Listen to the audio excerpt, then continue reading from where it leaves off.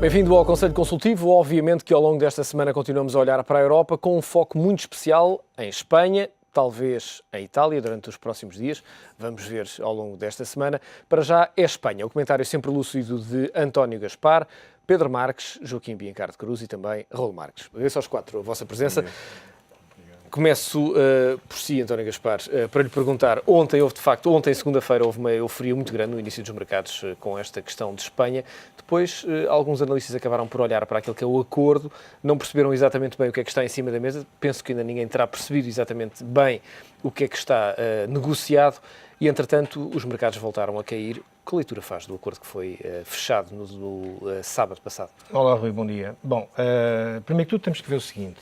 O governo espanhol contratou, digamos, duas empresas, uma alemã e outra americana, para fazer uma inventariação dos ativos bancários, portanto, ou seja, para perceber dos ativos bancários aqueles que estão, digamos, irremediavelmente perdidos, portanto, ativos que não têm qualquer valor, aqueles ativos de risco elevado e ativos de risco, eu diria, de risco médio. Essa avaliação ainda não está concluída e avançou-se, e aí claramente foi uma obrigação que impuseram, portanto, penso que a Alemanha ao primeiro-ministro espanhol, de pedir, de facto, aquele resgate. Não é uma questão semântica, portanto, eu gostava de sublinhar que, ao contrário daquilo que disse na altura o ministro da Economia espanhola, digamos, na explicação do avanço para esses montantes, não é semântico, é de facto um resgate, e já vamos ver porquê. E essa palavra faz toda a diferença? Faz tudo, absolutamente, sim, absolutamente. A meu ver, faz toda a diferença. Portanto, não é semântico, é de facto um resgate, é de facto uma diferença qualitativa entre a semântica e aquilo que efetivamente é. Portanto, não faz muito sentido, antes da avaliação estar concluída, que se chegar à conclusão que são 1.000 milhões. Poderão ser menos, poderão ser mais, poderão ser os ajustados, mas não faz absolutamente nenhum sentido. Depois, também não faz nenhum sentido, digamos, o governo espanhol vir dizer que não tem qualquer comparação, digamos, com Grécia e com Portugal. Aliás, isto é um déjà vu, não é? Já Portugal dizia que não tinha nada a ver com a Grécia, a Espanha diz que não tinha nada a ver com a Grécia, não tinha nada a ver com Portugal, e o caminho a seguir é o mesmo. E aqui há um ponto que eu gostava, de facto, de sublinhar, que é o seguinte. Quando o governo espanhol diz que este empréstimo é um empréstimo destinado à banca e que não tem encargos supletivos para o povo espanhol, isto está a fugir completamente à verdade, porque, repare, o dinheiro não vem para os bancos, vem para o Estado, é o Estado que vai ficar devedor desses montantes e mesmo que o Eurostat encontre uma forma de, em termos contabilísticos, encaixar o reembolso do capital, os juros, e de acordo com as normas do Eurostat, terão de ser sempre contabilizados como dívida pública. Ora bem, as contas que eu estive a fazer ontem, a dívida pública espanhola anda nos 80 e poucos por cento, isso acrescenta 10%, esses juros, 10% à dívida pública espanhola, o que irá, digamos, para os 90 e poucos por cento da dívida pública. Nós sabemos, de acordo com o Pacto de Estabilidade e Crescimento, que o limite é 60%. Portanto, o governo espanhol tem que fazer o quê? Das duas, ou faz as duas, ou faz... Agora esse limite já esteja muito ultrapassado. Sim, exatamente. Mas repare, o que eu queria dizer é o seguinte, o governo espanhol tem que diminuir esse rácio da dívida pública. Portanto, e pode diminuir das duas uma. Ou corta a despesa, ou aumenta a receita, ou faz as duas coisas. Mas ao aumentar a receita, é imposto naturalmente. E ao cortar a despesa, vai cortar, com certeza, em certos e serviços do Estado, que vai ter uma consequência direta, portanto, nas populações, nos cidadãos espanhóis. Portanto, a leitura que eu faço, de facto, da reação dos mercados ontem, foi que numa primeira fase fizeram uma leitura assim aviesada, e depois, quando começaram a ler, de facto, melhor. E mais, e estamos a esquecer aqui de um problema grave que a Espanha tem, que é o financiamento das autonomias. Já lá vamos também a essa questão, António Gaspar. É uma questão pertinente e até em Espanha tem outras questões, nomeadamente políticas. Pedro, que leitura faz deste acordo e, sobretudo, de uma reação quase, eu não diria eufórica, seria exagerado, mas vitoriosa de Mariano Rajoy, anunciando um acordo que, na prática, tudo parece foi imposto? Sim, eu acho, bom dia, Rui, uma vez mais, mas dizer, sobretudo, que acho que foi desajustada a reação.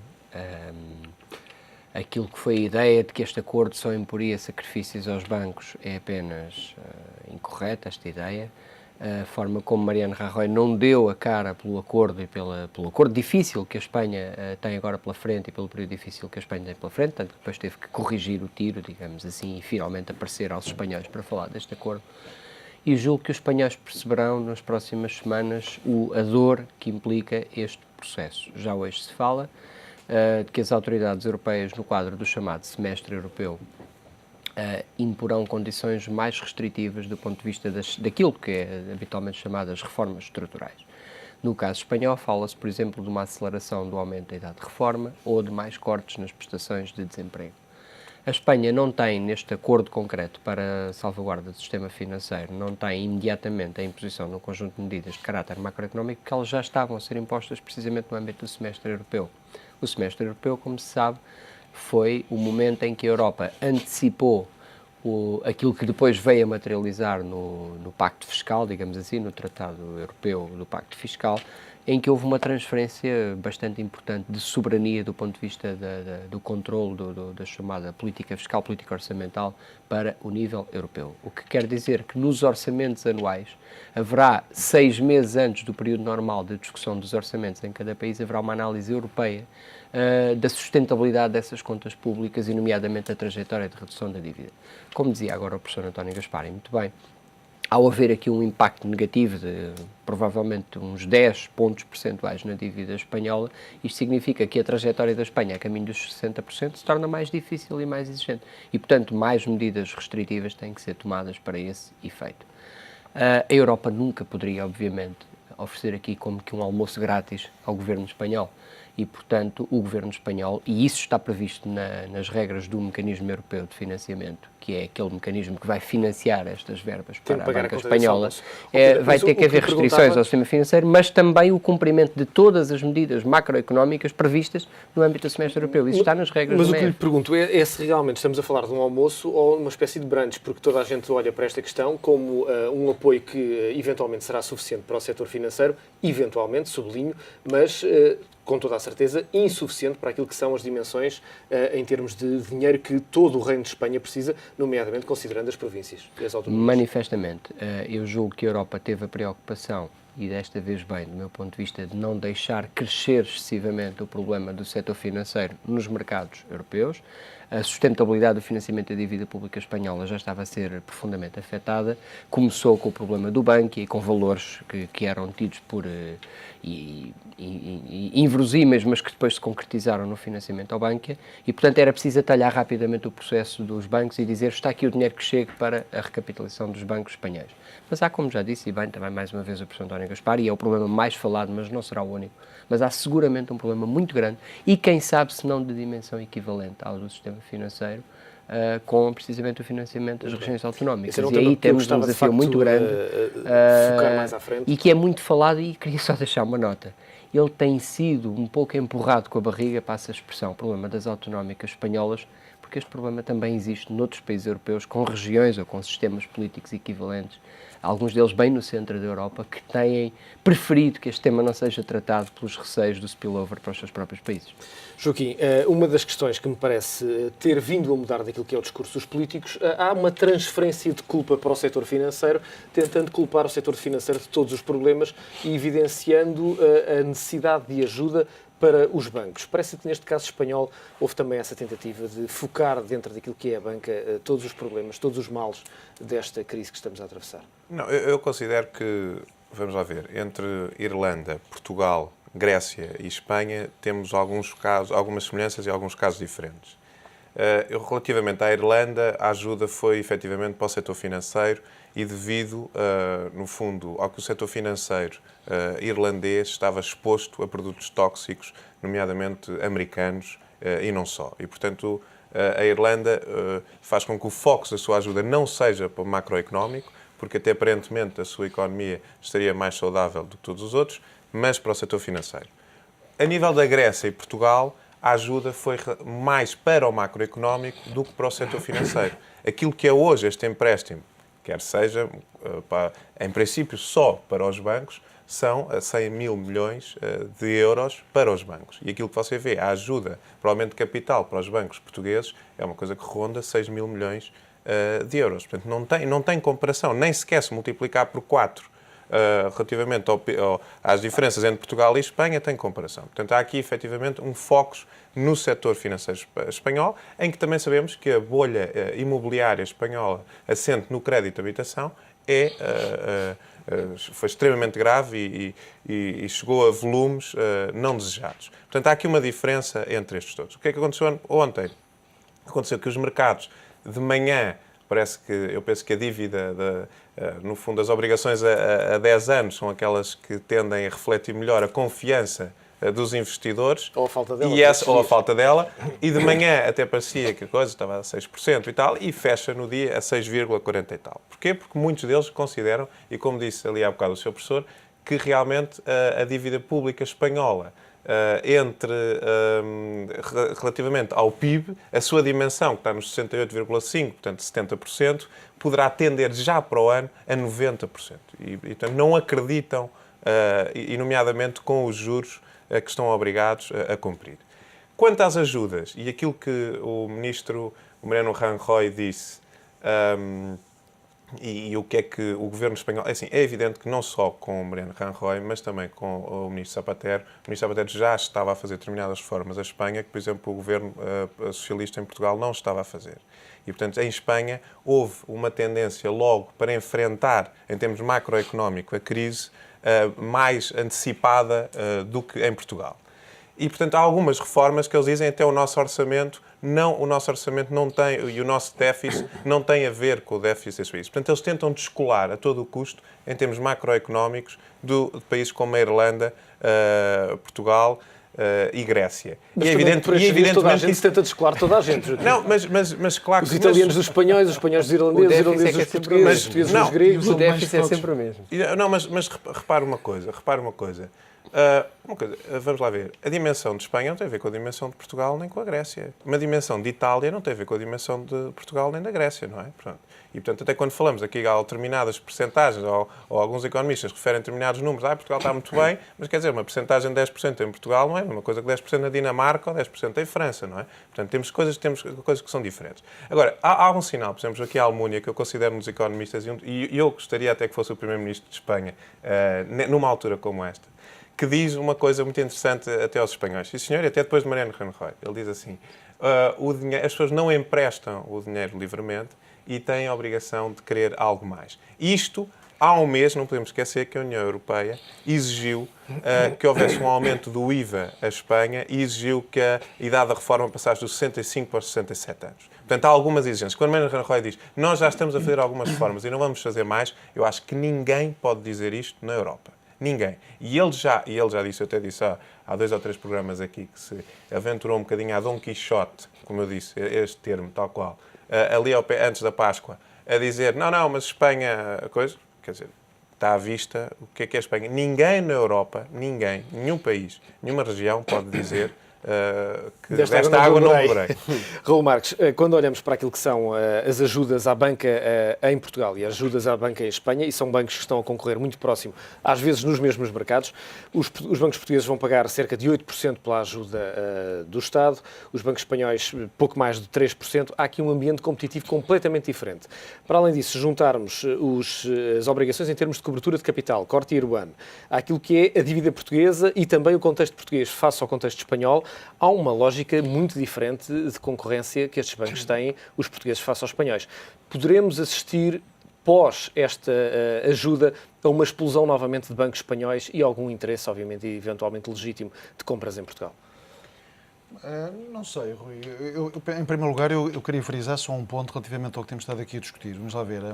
Fazer esta dicotomia entre resgates ao sistema bancário ou não ao sistema bancário parece-me um problema um bocadinho ao lado da realidade. Ou seja, o sistema financeiro, seja qual for o mercado, não vive isolado. Ou seja, muitas das vezes os problemas, normalmente, aliás, os problemas de um sistema bancário reflete as realidades, os problemas, as fragilidades e desequilíbrios das respectivas economias onde eles desenvolvem a sua atividade. É evidente que com características diferentes, com especificidades próprias e inerentes aos problemas que se foram desenvolvendo numa Irlanda ou numa Espanha versus aquilo que se passou em Portugal ou numa Grécia, etc. E, portanto, em alguns casos existem todos os problemas, noutros casos, de facto, existem problemas de forma mais marcada, alguns do que outros. Eu acho que esse é um ótimo ponto que o Rui levanta. Acho que nós ainda não vimos exatamente, ou seja, ainda está por levantar o véu exatamente, estamos a discutir algo que não sabemos exatamente como é que vai ser. Portanto, quando nós dizemos o acordo, quer dizer, nós não sabemos exatamente, sabemos, e vendo o copo meio cheio, eu acho que é positivo.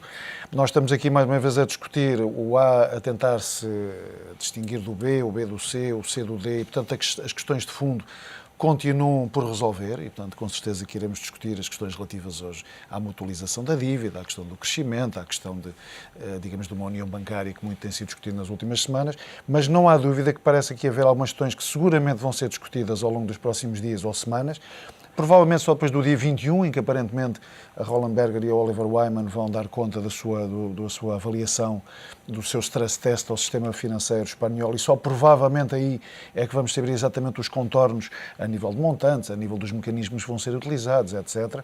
Agora, não há dúvida que algo que as autoridades europeias vão ter que ter muito cuidado, e seguramente que as autoridades nacionais dos vários países já resgatados versus um novo país resgatado, que efetivamente é a Espanha, vão ter muita atenção para não haver aqui, de facto, diferenciações competitivas, nomeadamente no sistema financeiro, onde poderá, aparentemente, haver aqui alguma diferenciação e que há que atentar, nomeadamente no caso de Portugal, Espanha, mas com outros, a Irlanda também.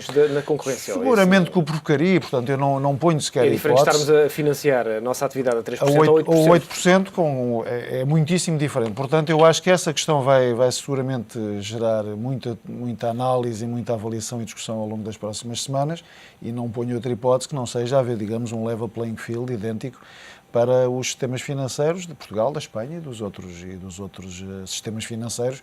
Agora começa-se a falar de um novo, o Chipre, não é? Mas isso felizmente é um pequeno caso. Mas eu penso que essa vai ser uma das discussões, não só no plano das condições do crédito ou do resgate aos sistemas financeiros, mas mais em geral, que ao longo das próximas semanas vai ser muitíssimo discutido entre as condições de Espanha versus os outros já alvo de resgates. Raul, antes de passarmos para o próximo tema, pedi-lhe uma resposta rápida a um tema que está hoje em cima da mesa. José Manuel Durão Barroso faz hoje capa manchete do Financial Times com uma proposta que fez ontem ao final do dia, no sentido de haver uma união bancária a 27. Reino Unido e Alemanha para já estão contra. Faz sentido pensar num modelo deste tipo? Eu penso que vai ser um bocado inevitável tudo o que seja um modelo mais federal e, portanto, isso seja no plano dos muito discutidos eurobonds, seja no plano que muitos têm discutido ao longo das últimas semanas de uma tendência para uma união bancária. Eu penso que vai ser inevitável que se discuta. E, portanto, no plano dos sistemas bancários há seguramente duas questões, provavelmente mais, que vão ser muitíssimo discutidas ao longo das próximas semanas e até em função daquilo que possa vir a acontecer na Grécia a partir do próximo domingo. Uma delas é, de facto, uma união bancária com mais aspas ou com menos aspas, e nomeadamente a nível do funcionamento, das atribuições dos reguladores, e outras questões em torno, por exemplo, dos fundos de garantia de depósitos mais nacionais versus mais pan-europeu, que são dois temas, entre outros, que seguramente vão ser muito discutidos nas próximas semanas. Eu estou convicto que vão ser muito discutidos a partir de domingo, em função do que vier a acontecer na Grécia, e a partir, provavelmente, do dia 21 e do tal resultado da avaliação do sistema financeiro espanhol. E também do Conselho Europeu, que tem e também do Conselho Europeu, dia 20, exato. António Gaspar, há pouco levantou uma questão que me parece extraordinariamente importante, tem que ver com as regiões e com as autonomias. Em Espanha, durante muitos anos, Madrid conseguiu manter alguma calma, pelo menos aparente, com transferências volumosas de dinheiro. Dinheiro esse que agora acabou. E agora o que é que vai acontecer? Bom, eu gostava de sublinhar o seguinte, como o Dr. Pedro referenciou, portanto, de facto, há outros países que têm problemas idênticos. Portanto, eu gostava aqui de sublinhar aquilo que acontece nos Estados Unidos. Portanto, nos Estados Unidos, nós sabemos que a Califórnia é o terceiro maior estado americano e está falida há 10 anos ou há 15 anos, coisa que valha. E continua a funcionar, não é? Portanto, aquilo que eu penso que poderá acontecer em Espanha, não que seja um modelo exatamente idêntico àquilo que acontece nos Estados Unidos e relativamente à Califórnia, mas aquilo que eu penso é que o Estado espanhol tem que encontrar naturalmente uma forma de tornar sustentável a continuação da vida das autonomias. Portanto, aquilo que aconteceu na Madeira digamos, é um modelo, uma pequena gota relativamente àquilo que está a acontecer em Espanha, mas vão ter que encontrar, digamos, alternativas àquilo que tem sido até agora o financiamento das autonomias. Portanto, as autonomias vão continuar naturalmente, vão ter que respeitar, digamos, um conjunto de restrições que até agora não respeitavam, vão ter que se organizar, vão ter que ser mais disciplinadas, não só o Governo Central, mas também os governos, digamos, das várias autonomias espanholas. Não me parece a mim de todo, enfim, digamos, descabido que sejam impostas, digamos, restrições que vão, no caso, como foi o caso em Portugal na Madeira, que vão, em última instância, fazer com que os autóctones dessas mesmas autonomias vão sentir, de facto, na pele essas restrições, não só as restrições nacionais, mas umas restrições mais próximas, que são essas restrições, digamos, da própria autonomia. Agora, a continuar como tem continuado até agora, não só na Espanha, mas noutros países da Europa, e particularmente também em Portugal, naquilo que aconteceu particularmente na Madeira, não tanto nos Açores, mas mais na Madeira, penso que, digamos, o gastar a tripa forra, não é? Como o povo costuma dizer, isso já tem os dias contados. Portanto, hoje os gastos são muito mais parcimoniosos, são muito mais controlados e não se podem fazer, e não se podem tomar, sobretudo, certas determinadas atitudes megalómanas, como se tomou, por exemplo, quando houve os Jogos Olímpicos em Espanha, em que grande parte, portanto, desse financiamento esteve a cargo da região autónoma onde esses Jogos Olímpicos foram disputados, e quem diz Jogos Olímpicos, outros eventos que, pela sua grandeza, acarrete, digamos, um conjunto de financiamento que a própria autonomia não pode suportar. Muito bem, nós temos basicamente 3 minutos para um tema que é bastante interessante e por isso pedi-vos aqui alguma gestão. Temos que utilizar o dinheiro que temos, não é o dinheiro, mas o tempo que temos. Pedro, relativamente à questão das autonomias em Espanha. Sim, eu já há pouco disse e, portanto, muito rapidamente, vai ser preciso pôr ordem, consolidar as contas devidamente, conhecê-las devidamente. O caso da Catalunha foi conhecido recentemente, as necessidades de financiamento de curto prazo são gigantescas. E, portanto, o problema das autonomias espanholas, como eu também já disse, é apenas estar a destapar um alçapão que na Europa tem uma dimensão preocupante. Eu julgo que essa é a fase seguinte e essa é a fase que os próprios mercados provavelmente não se tranquilizarão relativamente à Espanha enquanto não virem toda a transparência das contas também das autonomias espanholas. Se nós tínhamos uma parte de alguma dívida pública relacionada com o setor empresarial do Estado não consolidada, porque eram consideradas empresas, digamos, de mercado, etc., e que agora passaram a consolidar, eu acho que em Espanha esse é o próximo passo, é consolidar nomeadamente a dívida das autonomias com a dívida global, para perceber globalmente as necessidades de financiamento do Estado espanhol. Esse é o próximo desafio, ainda que, como disse o Raul Marques há pouco, muito antes disso temos desafios muito importantes na Europa, como nomeadamente as eleições da Grécia, como o Conselho Europeu no final do mês. Temos aí um mês muito importante, ou uns próximos 15 dias muito importantes para o futuro da Europa. Joaquim. Não, rapidamente, relativamente à regionalização e aqueles que são regionalistas em Portugal, eu costumo dizer, quando falo com eles, assim, se me provarem que vão fazer ou implementar um sistema regionalista em Portugal que não custe nem mais um cêntimo do que já temos, eu sou regionalista. Mas o que está na prova na Europa neste momento é que os sistemas regionalistas e até, no fundo, os municipais, por serem uma dimensão mais pequena, não conseguem ter a dimensão macro que uma região por vezes tem, mas realmente não, são difíceis de controlar e de, nomeadamente, manter a sustentabilidade das suas contas públicas a nível regional. E isto tem sido para eliminar a nível de toda a Europa. Portanto, haverá com certeza outras formas, porque também eu considero que a descentralização é muito necessária. E o que se pôs, e muita gente ficava com o descargo da consciência que através das regiões, sim senhor, a descentralização está feita, mas teremos que ter outras formas mais eficazes dessa própria descentralização que é necessária a nível de todos os governos. Relativamente à Espanha, só queria dizer uma coisa, até devido ao anterior debate que dissemos, que consideramos sempre, eu considero que os bancos multinacionais em Espanha, nomeadamente vou dizer o Santander e o BBVA, que tiveram downgrade da Fitch ontem de A para BBB+, o que significa, que eu acho um bocadinho a especulação da especulação, porque são realmente dois bancos multinacionais, que só o que ganham fora do território espanhol dá perfeitamente para pagar aquilo que se prevê de imparidades, a nível de imparidades. Que os bancos não possam ter um Não, mas eu acho que as agências de rating, mais uma vez, estão a ser mais papistas que o Papa e estão a ajudar neste coisa de especulação, nesta euforia de especulação. E, portanto, isto que está a passar com o Santander e com o BVA, acho um ponto grave. Raul, eventualmente, se quiser fazer um comentário sobre esta questão das autonomias, mas acrescentava só um ponto e para terminarmos, que é como é que vê a questão italiana. Bem, a questão italiana é mais uma. Portanto, o copo meio cheio é que houve, de facto, com a alteração de governo há cerca de 6 meses, houve claramente uma alteração num sentido positivo e penso que foi, inclusivamente, a nível do discurso, não só da prática, a nível da austeridade, mas, inclusivamente, a nível de um discurso com contornos alternativos, conjugando a austeridade com o crescimento, foi claramente muito positivo. O novo Primeiro-Ministro, o Mário Monti, veio introduzir, de facto, esse discurso na agenda europeia. Agora, é evidente que ontem é o normal. Enquanto não se resolver efetivamente um problema, e um problema tem componentes de pôr a Europa a crescer e tem inevitavelmente componente ligado a um modelo diferente de partilha de soberania, mais federalista e obviamente que vai passar de alguma forma pelos famosos eurobonds, eventualmente por um modelo de supervisão bancária também mais pan-europeia. Enquanto não se resolver esse problema, vamos passando e a Itália agora virá dizer seguramente também nós não somos a Espanha e provavelmente alguém, a Bélgica ou outro, ou quiçá a França, virá também mais lá para a frente dizer que nós não somos a Itália. Portanto, enquanto não resolver este problema, se de facto relembremos que nós olhamos para a Europa como um todo é mais equilibrada, seja no ponto de vista de contas externas, seja de um ponto de vista de déficits públicos, do que os Estados Unidos ou o Reino Unido. Portanto, os problemas são de índole política, são de formatação daquilo que é a Europa e, portanto, o cerne está inevitavelmente aí, porque senão vamos de país em país até qualquer dia. Está a Alemanha a dizer que nós não somos a Holanda ou não somos a Finlândia, seguramente.